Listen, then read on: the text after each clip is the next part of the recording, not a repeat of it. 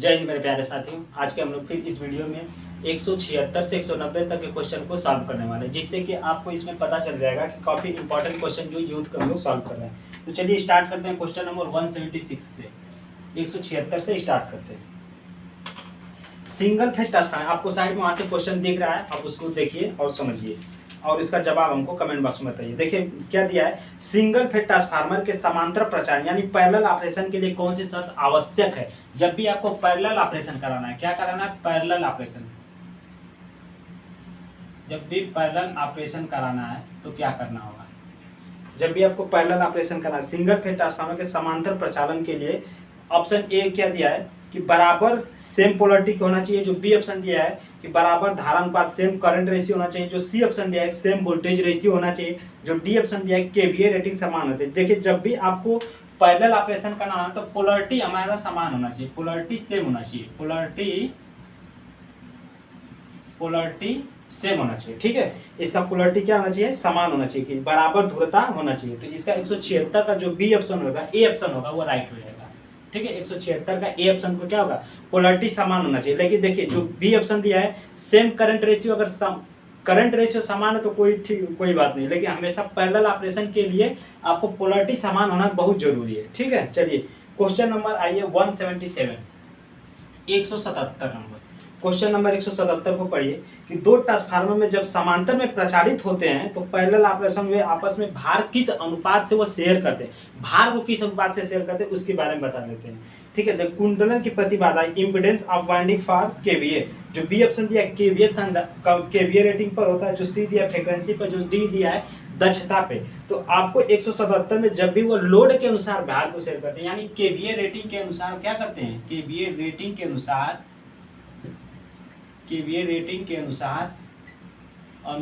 Load को share करते हैं, ठीक है, इसको चीज को याद रखिएगा। केवीए रेटिंग के अनुसार लोड को शेयर करते हैं। यहाँ पर जो राइट ऑप्शन हो जाएगा क्या हो जाएगा, बी हो जाएगा, कि केवीए रेटिंग के लोड के अनुसार शेयर करते हैं। तो 177 का बी राइट हो जाएगा। क्वेश्चन नंबर पढ़िए 178, 178 नंबर। 178 नंबर क्वेश्चन को पढ़िए और उसको सॉल्व करिए।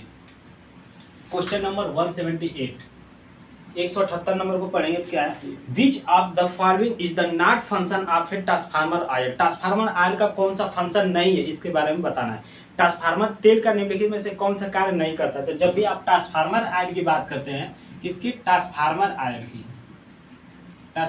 ऑयल की जब बात करते हैं तो इसका मेन काम क्या होता है, इंसुलेटिंग प्रोवाइड करता है, इंसुलेटिंग। फिर दूसरा काम क्या करता है, कूलिंग प्रोवाइड करता है, तो इंसुलेटिंग और कूलिंग दो काम करता है। कौन सा, ये ट्रांसफार्मर का काम होता है। ट्रांसफार्मर ऑयल का काम होता है कि इंसुलेटिंग करना और प्लस कूलिंग प्रोवाइड करना। ऑप्शन को पढ़िए क्या क्या दिया है। ऑप्शन ए दिया है cooling the primary coil, primary side cooling करता है। बी ऑप्शन क्या है, cooling the secondary coil, primary side को भी करेगा, सेकेंडरी साइड को भी करेगा। जो सी ऑप्शन दिया है प्रोवाइडिंग एडिशनल इंसुलेटिंग, यानी आंतरिक इंसुलेशन को प्रदान करता है। जो डी ऑप्शन दिया है प्रोवाइडिंग इंडक्टिव कपलिंग। तो ऑप्शन जो क्वेश्चन दिया था कि ट्रांसफार्मर आर्म कौन सा कार्य नहीं करता है, तो प्राइमरी कूलिंग का काम करेगा। ए ऑप्शन भी सही है, बी भी सही है, सी भी सही है। लेकिन जो डी ऑप्शन दिया है कि इंडक्टिव कपलिंग का कार्य नहीं करता, तो 178 का जो डी ऑप्शन होगा वो बिल्कुल राइट होगा। इसमें पूछा था कौन सा नहीं करता है। ठीक है, चलिए पढ़िए क्वेश्चन नंबर 179, 179 को पढ़िए। Copper losses is the transformer occurs, यानी कॉपर लॉसेस की बात कर रहा है तो कॉपर लॉस किस में होता है, कोर में होता है कि वाइंडिंग में होता है, मेन बॉडी में होता है। जो डी ऑप्शन दिया है कि बुशिंग में होता है।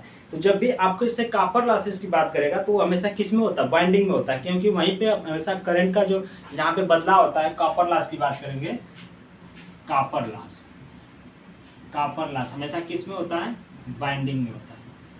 I²R किस में होगा, वाइंडिंग में होता है। ठीक है, तो इसका जो राइट ऑप्शन हो जाएगा बी हो जाएगा, कि वाइंडिंग में इसका कॉपर लॉस होता है। 179 का बी। ठीक है, चलिए अब हम लोग स्टार्ट करते हैं। क्वेश्चन नंबर 180 को पढ़ते हैं, 180 नंबर। क्वेश्चन नंबर 180 को पढ़िए और उसको जवाब बताइए हमको। 180 क्वेश्चन नंबर 180 क्या है, in a transformer the insulating resistance between the primary and secondary side. जब भी आपको ट्रांसफार्मर में प्राइमरी साइड और सेकेंडरी साइड के बीच का इंसुलेटिंग पूछ रहा है, कि in a transformer of the insulating resistance between the primary and secondary side, यानी ट्रांसफार्मर के प्राइमरी और सेकेंडरी साइड के बीच का रेजिस्टेंस पूछ रहा है।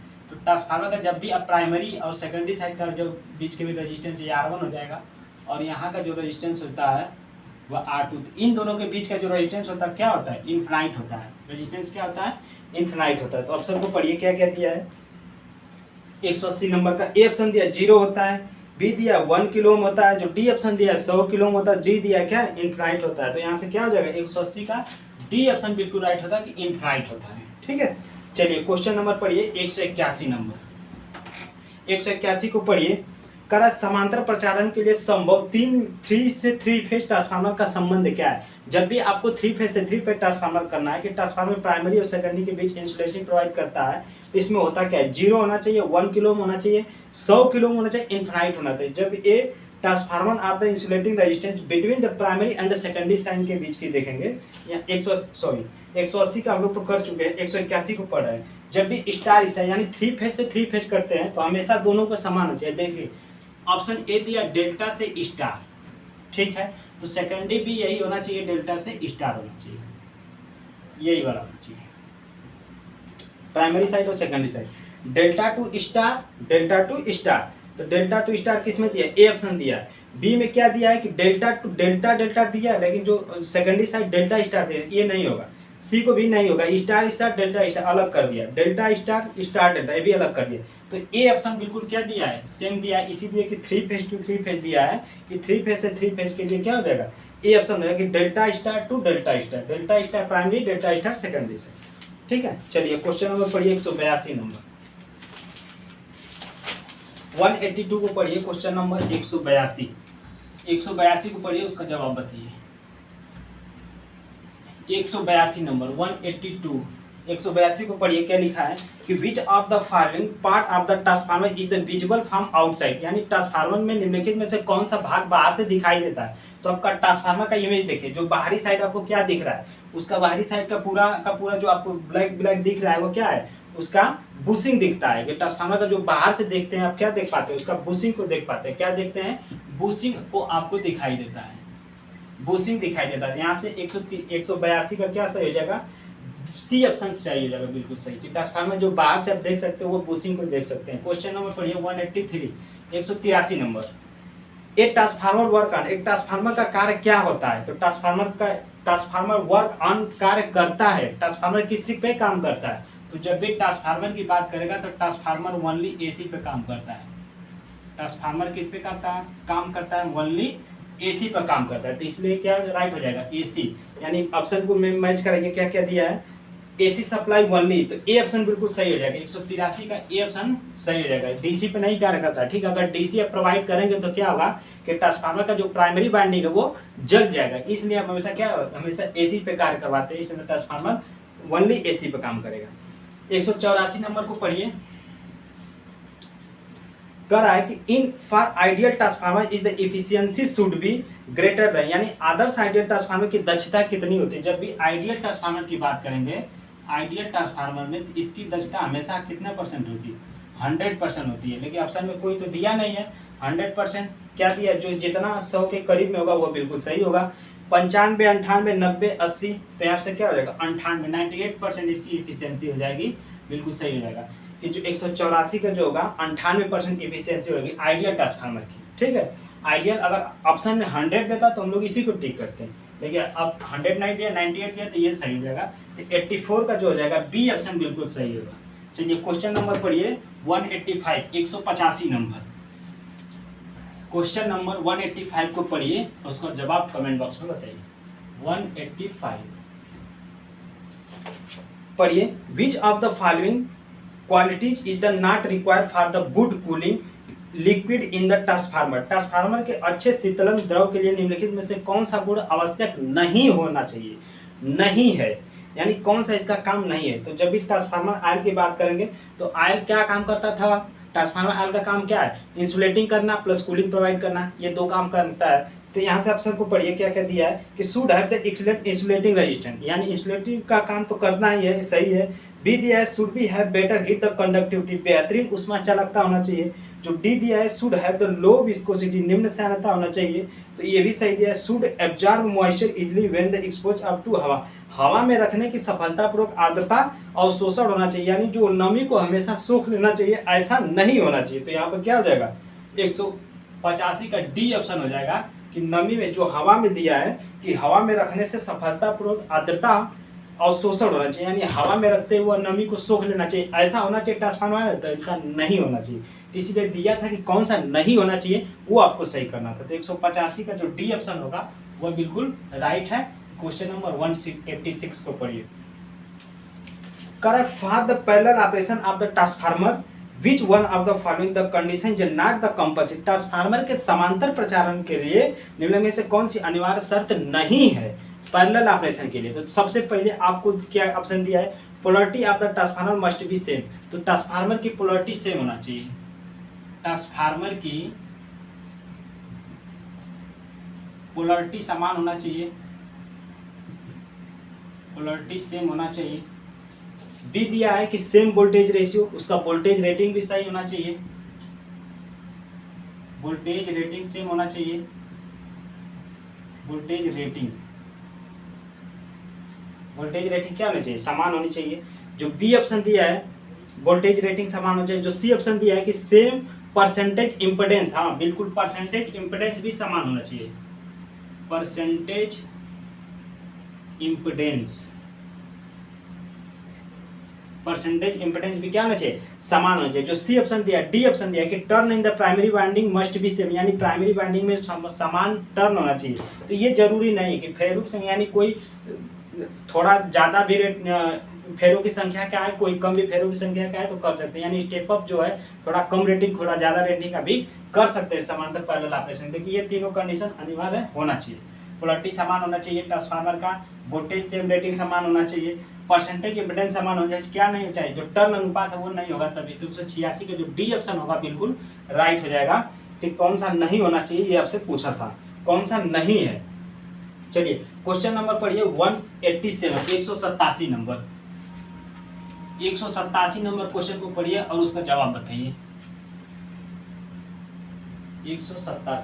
187 नंबर क्या दिया है, ट्रांसफार्मर का कोर बनाने के लिए सबसे उपयुक्त सामग्री क्या है। ट्रांसफार्मर का कोर, यानी ट्रांसफार्मर का कोर बनाना है, ट्रांसफार्मर का कोर बनाना है तो सबसे क्या होना चाहिए। अच्छा ट्रांसफार्मर आर का जो कोर बनाना है, आपको कोर बनाना है, ट्रांसफार्मर कोर बनाने के लिए सबसे उपयुक्त सामग्री क्या, hard rolled grain.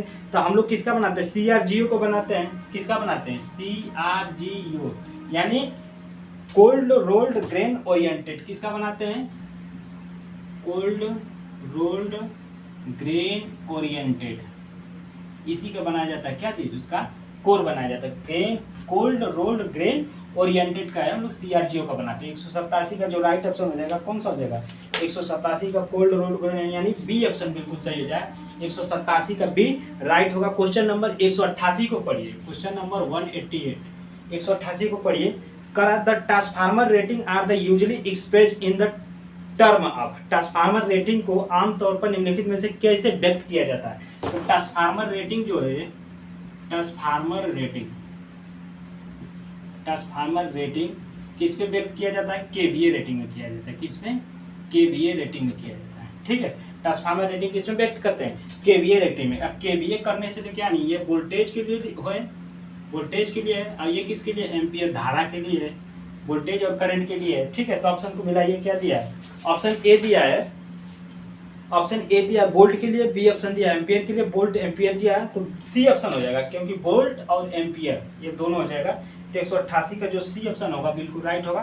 Question number 189 को पढ़िए, क्वेश्चन नंबर 189, 189, 189 को पढ़िए। करा in a transformer hysteresis losses can be reduce, यानी ट्रांसफार्मर में हिस्टेरिसिस लॉसेस को कैसे कम कर सकते हैं। तो हिस्टेरिसिस लॉसेस का फार्मूला लिखिए, कांस्टेंट हो जाएगा Bm के पावर 1.6 हो जाएगा, F और V हो जाएगा, यहाँ पे T थिकनेस नहीं होगा। एडी करंट का पूछता है तो कितना हो जाता है, ये कांस्टेंट हो जाएगा Bm के Bm square F square T square V। तो हिस्टेरिसिस लॉस को कम करने के लिए क्या करते हैं कि पतले पतले यानी पतला पतला लेमिनेशन यूज करने से क्या कम होगा, एडी करंट, और उसमें सिलिकॉन स्टील प्रयोग कर लेने से हिस्टेरिसिस लॉस को कम किया जा सकता है। तो ऑप्शन को पढ़िए क्या क्या दिया है, reduce the thickness of the iron core lamination, transformer hysteresis हानि को कम करना है, आपको इसको कम करना है, ठीक है। तो क्या दिया है कि reduce the thickness of iron core lamination, iron core के लेमिनेशन की मोटाई कम करने से क्या होता है कि जब पतले पतले लेमिनेशन कोर की मोटाई करेंगे तो ईडी करंट कम होगा। बी दिया है controlling silicon content of the steel lamination, यानी स्टील लेमिनेशन में सिलिकॉन का अंश मिला देते हैं। इसमें क्या है, सिलिकॉन स्टील यानी सिलिकॉन का अंश मिलाने से, सिलिकॉन का अंश कितना अंश होना चाहिए, 3 से 4% लगभग होता है, ठीक है। 3 से 4% सिलिकॉन स्टील मिलाने से ये इसमें क्या होता है कि हिस्टेसिस लॉस को कम किया जा सकता है, हिस्टेसिस लॉस को कम किया जा सकता है, ठीक है। 189 का जो ऑप्शन ए हो जाएगा वो बिल्कुल राइट हो जाएगा। चलिए क्वेश्चन नंबर पढ़िए 190, क्वेश्चन नंबर 190 को पढ़िए और इसका जवाब हमको बताइए। 190 क्वेश्चन नंबर 190 को पढ़िए, क्या लिखा है कि किसी ऑटोमोबाइल का इग्निशन कॉइल निम्नलिखित रूप में कार्य करता है। ऑटोमोबाइल का पूछ रहा है, ignition coil of automobile act, यानी ऑटोमोबाइल का इग्निशन कॉइल निम्नलिखित रूप से कार्य करता है। रेक्टिफायर की तरह कार्य करता है, स्टेप अप ट्रांसफार्मर की तरह काम करता है, जो सी ऑप्शन दिया है कि डीसी टू एसी कन्वर्टर की तरह काम करता है, जो डी सी दिया है कि करंट ट्रांसफार्मर की तरह काम करता है। तो देखिए इग्निटेशन कॉइल की बात कर रहा है, इग्निटेशन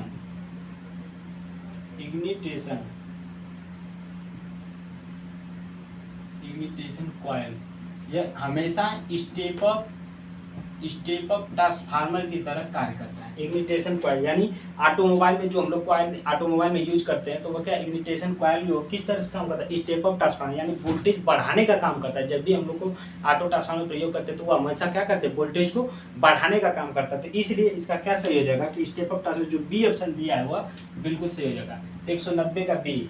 अभी तक हम लोग ने 190 क्वेश्चन को सॉल्व कर चुका है, 1 से लेकर 190 क्वेश्चन को सॉल्व कर लिया और इसका प्लेलिस्ट भी तैयार है। तो अभी तक आप इसके पीछे के क्वेश्चन को नहीं देखे हैं तो उसको जरूर देखिए, क्योंकि काफ़ी इंपॉर्टेंट क्वेश्चन है। ये आपके एग्जाम में पूछा गया क्वेश्चन है, जो कि यूपीपीसीएल TG2 में और DMRC LMRC प्रत्येक जो आपके इलेक्ट्रीशियन ट्रेड में ITI का कोर्स से पूछा गया है, ट्रेड शैप से। तो ये काफ़ी महत्वपूर्ण क्वेश्चन है जिससे आपको देखना बहुत जरूरी है।